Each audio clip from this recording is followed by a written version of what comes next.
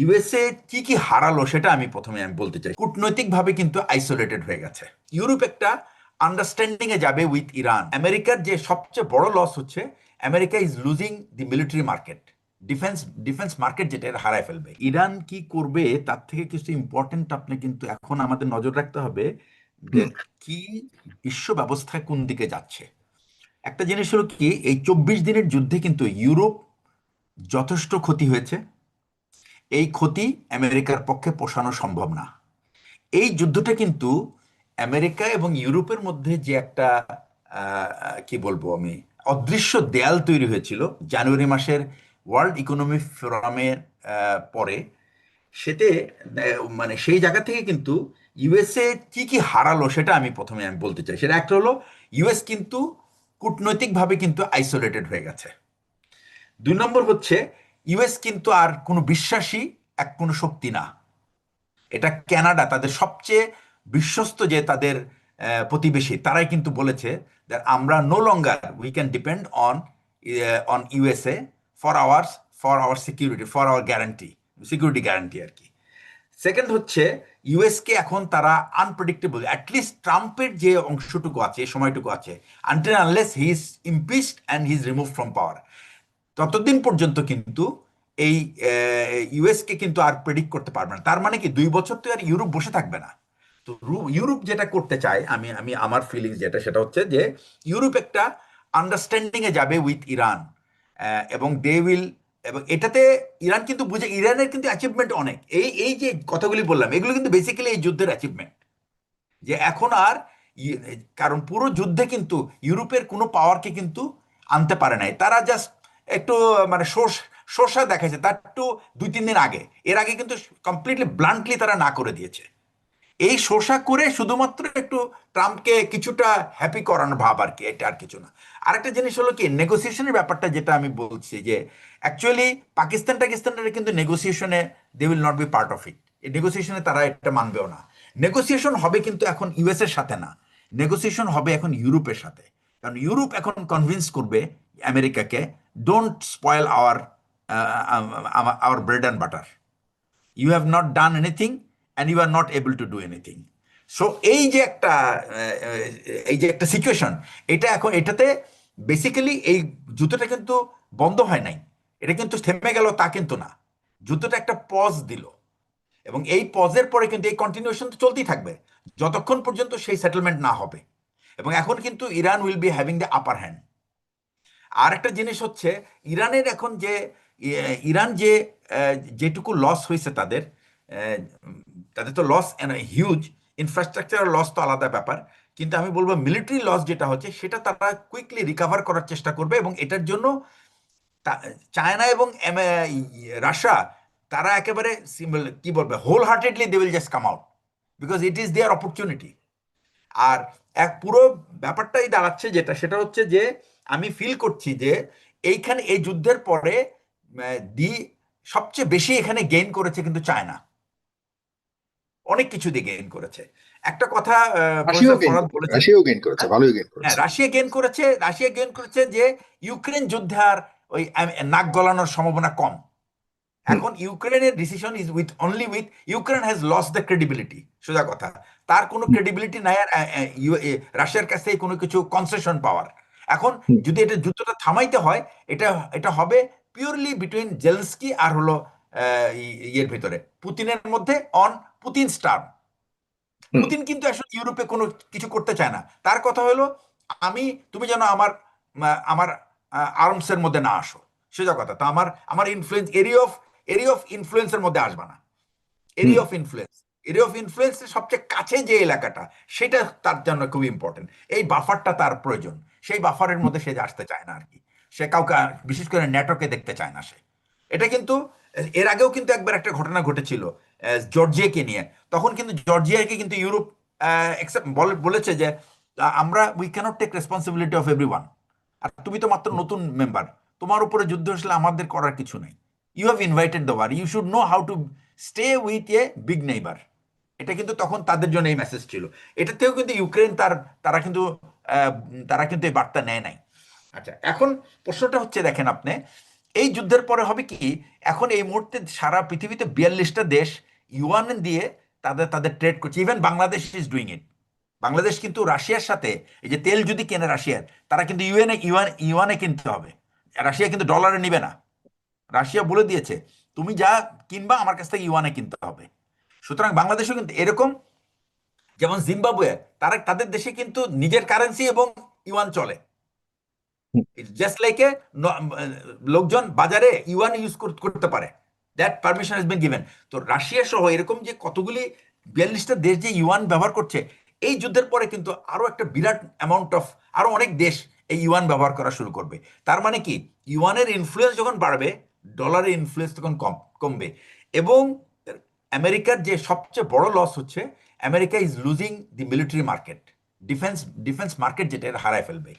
আরেকটা জিনিস হলে যুদ্ধের আরেকটা কি বলে আপনার আউটকাম হচ্ছে প্রচুর প্রলিফারেশন অফ, এটাকে বলে of mid range, short range and mid range missiles. এবং এই মিসাইলগুলির বিক্রেতা হবে কে? বিক্রেতা হবে ইরান, টার্কি, পাকিস্তান। বিশেষ করে মিডল ইস্ট কান্ট্রিগুলি কিন্তু এগুলি নেওয়ার চেষ্টা করবে ফর দেয়ার ওন ডিফেন্স। কারণ তাদের কাছে কিন্তু এখন এই যে সৌদি আরব বা কাতার বা হচ্ছে আপনার ইউএই, তারা যে মিসাইল রিসিভ করলো ইরানের কাছ থেকে, তারা কিন্তু কোনো রিটার্ন করতে পারে নাই কিছু, because they don't have their missile system. তারা এয়ার ডিফেন্স নিয়ে বসে আছে, আর একটা এয়ার পাওয়ার নিয়ে বসে। এয়ার পাওয়ার তো তারা ইউজ করতে সাহস পাচ্ছে না। সুতরাং কি করছে, তাদেরকে এখন তাদের ওই একটা কাউন্টার, তাদের নিজস্ব একটা ডিফেন্সিভ মেকানিজম সৃষ্টি করতে হবে। এটার জন্য কিন্তু হয় তারা চাবে আমব্রেলা, মিসাইল আমব্রেলা চাবে টার্কি এবং পাকিস্তানের কাছ থেকে, অথবা তারা তাদের নিজস্ব স্টক পাইল করবে। এই হলো আপনার মিডল ইস্টের মিলিটারি সিচুয়েশন হবে। আর সেকেন্ড হচ্ছে যে, এখানে আমার একটা দর্শক প্রশ্ন করেছিলেন যে এয়ারফোর্স, এডি ইউনিট, ইনফেন্ট্রি, তো তার উত্তরটা আমি একটু দিতে চাই। প্রথম কথা হচ্ছে যে, এই ধরনের বিমান যুদ্ধে আহ, সবসময় করা হয় কি, যে প্রিএমটিভ স্ট্রাইক করবে তার কাজ হলো সেই দেশের যত এয়ারফিল্ড আছে, ইউজেবল এয়ারফিল্ড, সেগুলিকে নষ্ট করে দেওয়া। আর যদিও তারা ক্লেম করছে, ওয়েস্ট বিশেষ করে ইরান এবং আমেরিকা কিন্তু সবসময় ক্লেম করে যে তারা একেবারে সবকিছু শেষ করে ফেলেছে। সবই যদি শেষ করে ফেলবে, তাহলে তো এরকম শত শত ড্রোন আর মিসাইল কিভাবে আসতেছে। অর্থাৎ শেষ হয়তো বা করেছে, রানওয়েগুলি নষ্ট করেছে, কিন্তু সত্যিকার অর্থে এয়ার অ্যাসেট শেষ করছে কিনা আই এম নট শিওর। এবং এর মধ্যে এই যে তাদের এয়ার অ্যাসেটকে শেষ না করার জন্য বা মানে ভুল টার্গেটে নেওয়ার জন্য কিন্তু ডিকয় ইউজ করেছে। ইরান কিন্তু প্রচুর 3D ডিকয় ইউজ করেছে, করে আপনাদের তাদের যে ইনিশিয়াল যে এয়ার ওয়ারফেয়ারটা হয়েছে, ওই সময় কিন্তু তারা প্রচুর আপনার এই ডিকয়গুলিকে ইউজ করেছে। সো এটা শিওর না যে, তবে এটা ড্যামেজ হয়েছে, ইটস ফর শিওর।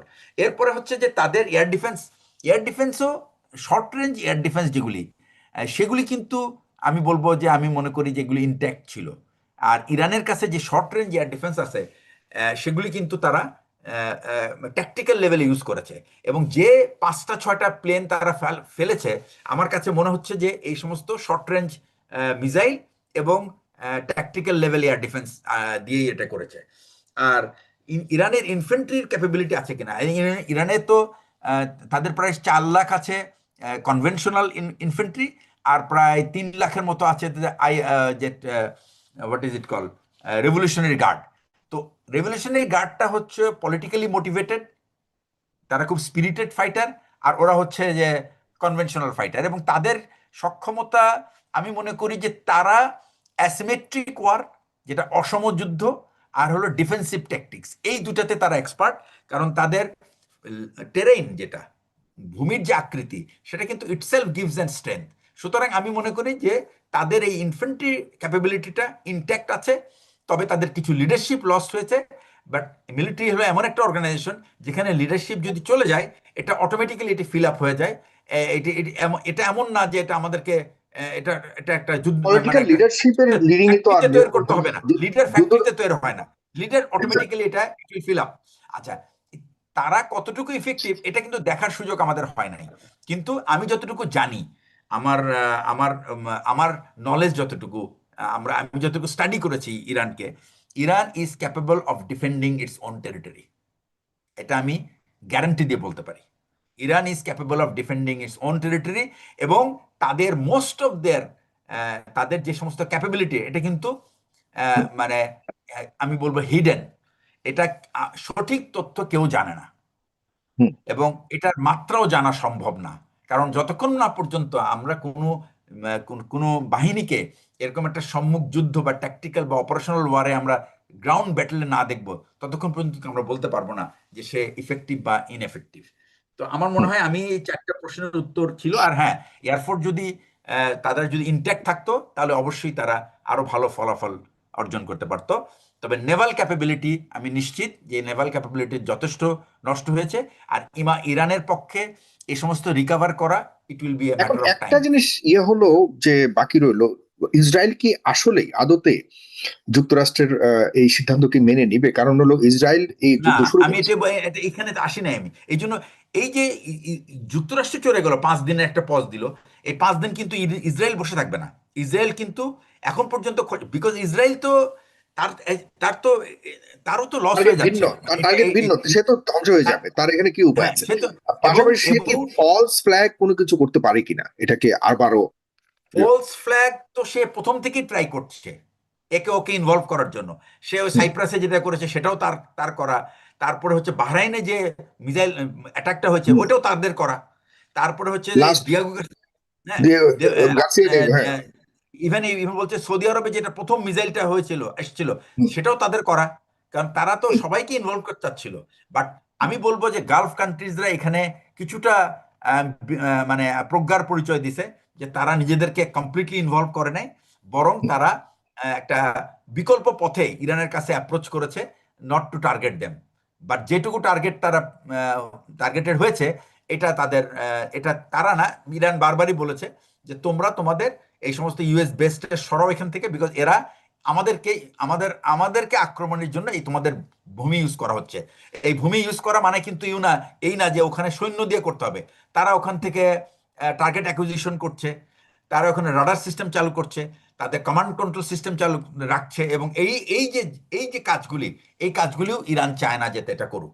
সুতরাং এখন দেখার বিষয় যে এই মিডল ইস্ট থেকে ইউএস এর বেসগুলি কতটুকু ডাউন সাইজড হয়, সেটার হুম। উপর নির্ভর করবে ভবিষ্যৎ, এই মধ্যপ্রাচ্যের জি, ভবিষ্যৎ। আপনাকে অনেক ধন্যবাদ, জনাব ব্রিগেডিয়ার জেনারেল জিয়াউল হাসান, জনাব প্রফেসর ফরহাদ হোসেন। প্রিয় দর্শক, আপনারা অবশ্যই আমাদের চ্যানেল থেকে এবং আমাদের face the people news paper যেটি রয়েছে অনলাইন, সেখানেও লক্ষ্য রাখবেন সারাক্ষণ আমরা আপডেটস দিচ্ছি, এবং আমি নিজেও কথা বলছি, আপডেটস গুলি আপনাদেরকে দিচ্ছি। আমরা সবাই এফেক্টেড। তেলের দাম বাড়লে আমরা কেউই আসলে নিরাপদে থাকতে পারবো না। যদি যুদ্ধ লাগে, সারা পৃথিবী এফেক্টেড হবে। আমরা চাই যুদ্ধ বন্ধ হোক। আমি ব্যক্তিগতভাবে, আমি আমাদের ফেস দ্য পিপল, আমরা কখনোই কোনো যারা আক্রমণকারী, যে কোনো ধরনের পরাশক্তি আক্রমণকারী হোক, তাদেরকে আমরা আহ ধিক্কার জানাই, তাদেরকে আমরা ঘৃণা করি। আমরা শান্তি চাই, এই ছিল আমাদের একমাত্র উদ্দেশ্য। যুদ্ধ যেন আজকে এখানেই শেষ হয়, এটাই আমরা প্রত্যাশা করি।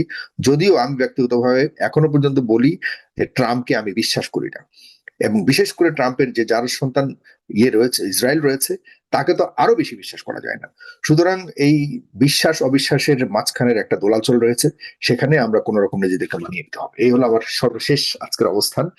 ব্যক্তিগতভাবে আমি অনেক অনেক আনন্দিত যে একটা অবস্থা, মানে অন্তত 48 ঘন্টার বিষয়টা কেটেছে।